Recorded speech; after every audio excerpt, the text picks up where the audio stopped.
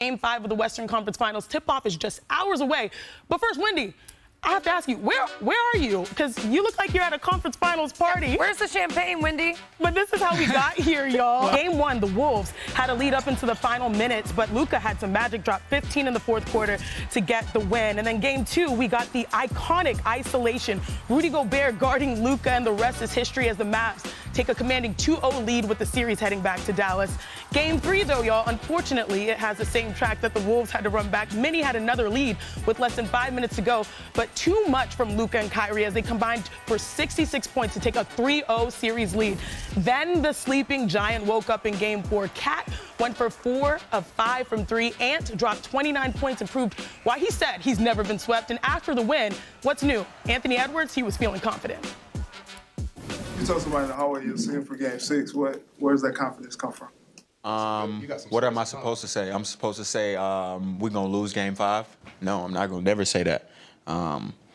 Michael Parsons, you know, he was rocking the AE1s, and I told him he wears size 14. I'll bring back some nice shoes for Game 6. That's what I told him. So Ant has done this before. He told the Nuggets locker room staff after Game 5 last series that he will be back, but he did use some other choice words in saying that he was going to be back. And again, he's saying he's going to be back for Game 6. But if the Wolves want to take this series back to Dallas, Wendy, they'll have to start with the win tonight. So, Brian, how can the Wolves repeat their success that they found in Game 4?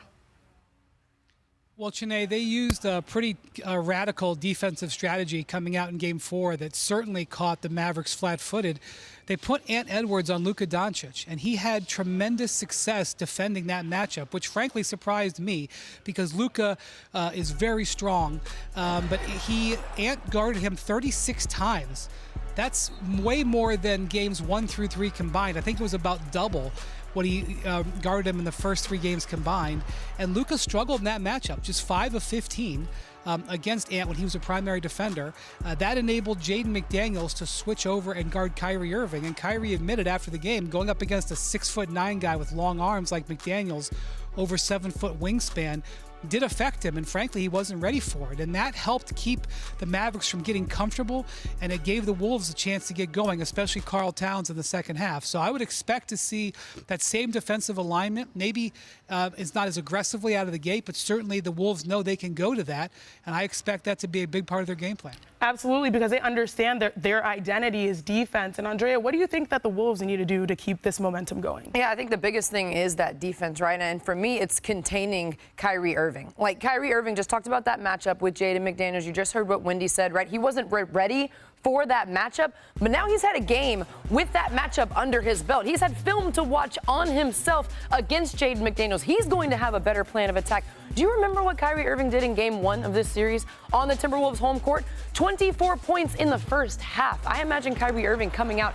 and being aggressive. So defending and containing Kyrie, because with Kyrie, it's not just his scoring. It's the way he facilitates. It's the way he sets up his teammates. He could have 11 assists. He could have 9 assists. He is a playmaker. So containing Kyrie is going to be the first thing, and then Luka Doncic. I don't anticipate Luka struggling from the field the way he did in the last game, but how can you make Luka struggle a little bit more? You engage him when he's on defense. Reggie Miller talked about it multiple times in the game. Luka defensively, there are times where he is in the half court just chilling. He's playing free safety. He's standing at the back line. He's standing along the baseline. He's not being engaged defensively. So one thing the Timberwolves can do just to add to their game plan, challenge Luka on the defensive end. Challenge that knee, challenge his legs, make him work defensively so he has a little less energy on the offensive side. Yeah, I love this because you guys took my personal point because you highlighted Luka defense, you highlighted Kyrie defense, and if you noticed in the last game, that was the difference for me because they both were, for the first time in the postseason, held under 35% shooting, while on the other side, Cat and Ant, they combined for 54 points. They have 2 closers on one side, 2 closers on another side. So that is really, really interesting to see who will emerge, particularly when it's closing time. Now, the T-Wolves, they finally got their key pieces to show up, as I just mentioned. Now, the Mavs, they're hoping to do the exact same. And I'm not talking about their star-studded backcourt. The Mavs, they were missing a key piece on Tuesday. Dereck Lively, he was out with a sprained neck, and he will be a game-time decision. And here's what he said this morning at shoot-around. I'm happy I'm able to do some touch shots and having them able to take steps forward. I'm still trying to figure it out. You know, I really don't know how much I can do. We're just figuring out what I can do. Just trying to take it, see what see what's going to bring up red flags and what's not. So it's really just going to be able to just time itself. Been taking my time, been able to just try to recover as smoothly as I possibly can. You know, I don't want to go out there and get hurt again. I don't want to go out there and, you know, flare something up in my back or my neck. So what I'm going to do is just take it step by step.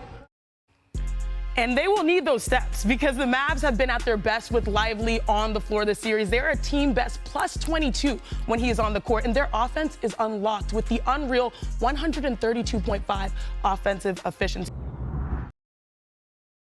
How do you expect Luka, a guard, and the Mavs to really adjust their plan of attack tonight? Look, I was very surprised that Luka didn't attack that Ant-Edwards matchup more aggressively. There was a couple of times early in this series where he got Ant in isolation, and he just took him down to the rim and attacked him because nobody is going to bully Ant-Edwards around, but Luka is bigger and he's just frankly stronger. And so what Luka said after Game 4 was that he felt he missed an opportunity because he didn't have that aggression coming out. And I think that's because his game plan throughout this whole series is to save energy early in the game. He tends to sort of take it easier out of the gate to protect that knee, to save the energy, and then press the gas in the fourth quarter. That, the Wolves took advantage of that because they got away with, having Ant on him. The other thing is, giving pressure on Ant not only increases the chances of foul trouble, but Ant is using an immense amount of energy. In the fourth quarter, and frankly, a lot of the second half of Game 4, the Wolves played Ant-Edwards at point guard.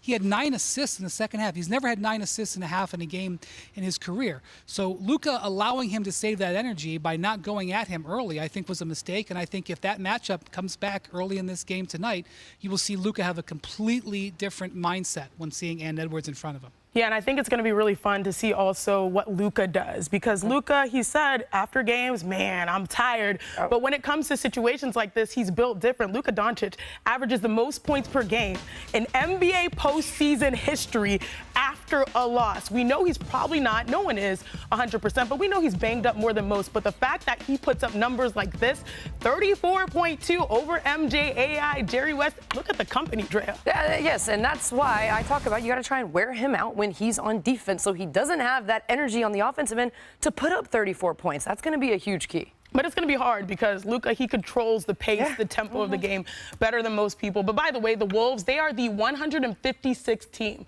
to trail 3-0, and they have already gotten further than, get this, 95 of those previous teams by winning Game 4. Only 15 of these teams, though, have pushed it to a Game 6, which Minnesota can do with a win tonight. Timberwolves, they have no choice but to come back in this series. So fill in the blank. The Wolves win Game 5 if blank.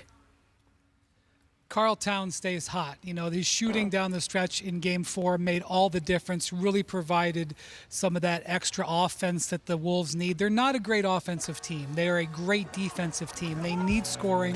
So Karl Towns hitting those outside shots and hopefully staying out of foul trouble, which he was unable to do. He made a huge impact on that game despite fouling out. That's going to be a big key. I will point out the Wolves are 3-0 this year in elimination games, including a 45-point win here in this building in the last round. So they're going to have confidence coming in. The guy sitting back there recording Windy was amazing. I'm not going to fill in the blank because Windy did a great job. All I'm going to say is just watching those 3-1 comebacks, you just never know how the tables may turn. That's all I'm going to say. You never know. You never know. You never know. But one thing that I did enjoy today, Windy, way to push through. I know you've been traveling coast to coast, trying to keep intact with this series. We have a conference finals party literally behind you. We appreciate you soldiering through, Windy. The cover charge is very high to get in here with me. Oh, okay, I like that. And we've got fans.